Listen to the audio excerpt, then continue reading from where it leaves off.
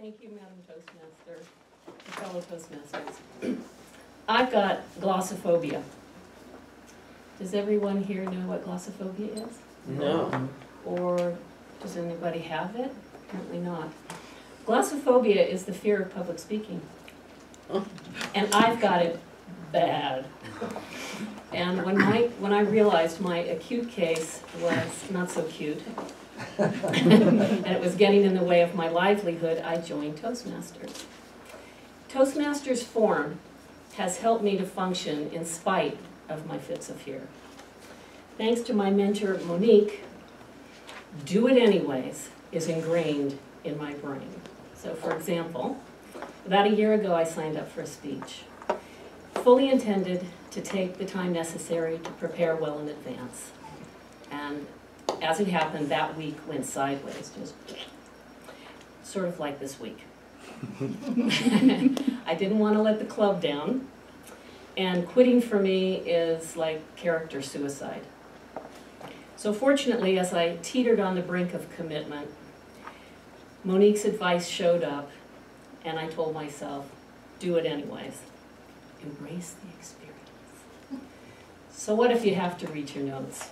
Just do it. So I did. And then there was last week. Still unsure on Thursday whether or not I could fit it in, I looked on EasySpeak to find that most of the roles were empty. And that's a big frustration for me the few times that I stepped up as Toastmaster. So I immediately signed up for humorist and timer. I figured, thank you. I figured that being humorist would not interfere with my role as timer. Well, my humorist stint went over like a lead balloon, because according to my inner critic, I didn't pay attention to two of the most basic guidelines of the Toastmasters formula. One, I forgot who my audience was, and two, timing. Humorists have 1 minute tops, and I forgot that when I do something at home that might take me 1 minute, when I get in front of an audience, it generally doubles the amount of time. So, how could I forget two simple yet critical guidelines? For starters, I was so concerned with capturing your attention that from the get-go, I decided that I just allowed myself to think that I could use a similar opening. It's an opening line from Tig Notaro. For those of you who don't know Tig Notaro, she's a great comedian. She's one of my favorites. And she's a serious cancer survivor. And she talks about that in her stand-up. And often she opens with, I've got cancer. Whoa.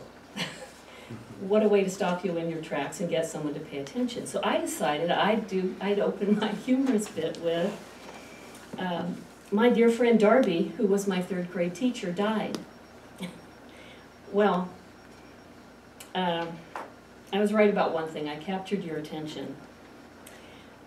What it didn't occur to me was that more than likely many of you are unfamiliar with Tig. And secondly, we're family. And when somebody dies, it's no laughing matter. So oops. Just 2 days later, when I was asked to speak at Darby's memorial, a wave of emotion and dread came over me. I surfaced eventually, along with my latest mantra, do it anyways. So I said, I do. But I've been thinking about what held me back and wondering why a resounding yes didn't just fly out of my mouth. After all, why wouldn't I want to share some of my most valuable lessons that I learned from Darby? I've boiled it down and picked through the remains. And my reticence has mostly to do with the same reason I joined Toastmasters in the first place. I've convinced myself that my performance anxiety will be translated as a lack of confidence in what I have to offer. Now that's a showstopper, a form of learned helplessness, a surefire way to stifle functioning, something Darby would never tolerate. I can hear Darby now. Oh, for goodness sakes, just do it anyways. I can see Darby's scrutinous eyes, which always forced me to think way beyond what I thought I knew. And if I had to put all those lessons into a nutshell,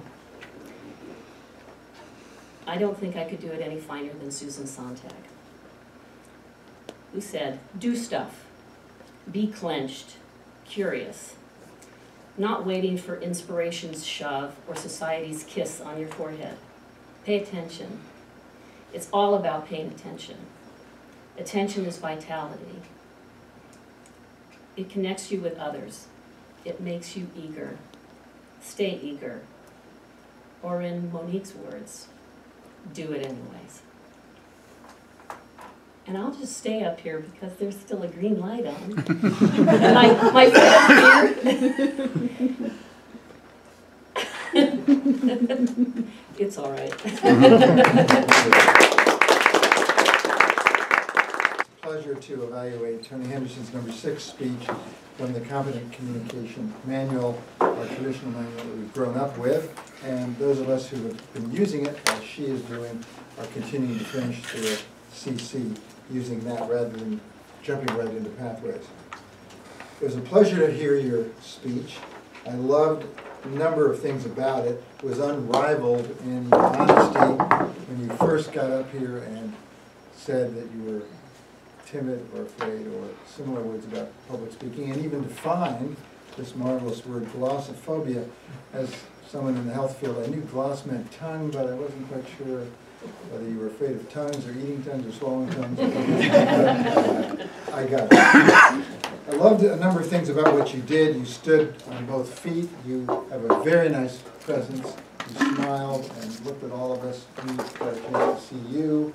There was an excellent connection with the audience. You used vocal variety very nicely as you emphasized your points. I love the fact that you repeated your phrase, do it anyway. A little digression on that.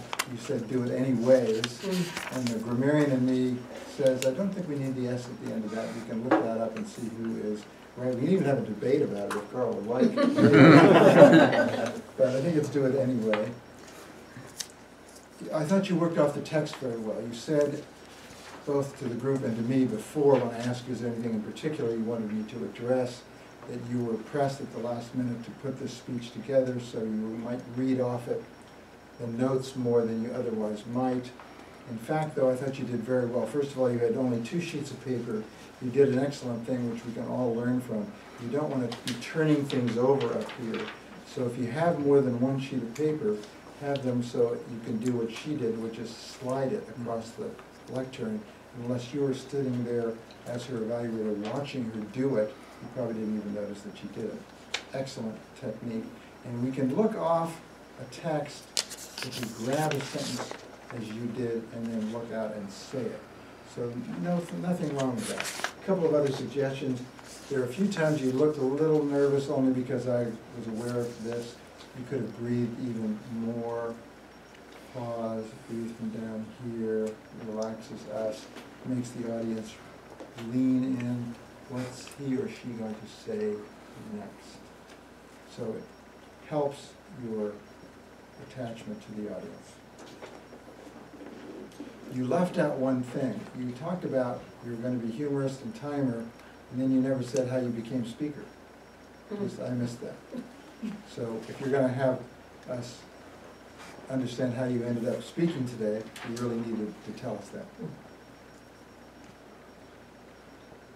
And the other thing about your manual, please put your name in the front of it so we know that it's yours. And then be sure, if you've already given the speech, because it looks like you have, to let me know that you're doing it a second time. Excellent delivery. Loved hearing it. Lots of fun. Look forward to the next one, Madam Toastmaster.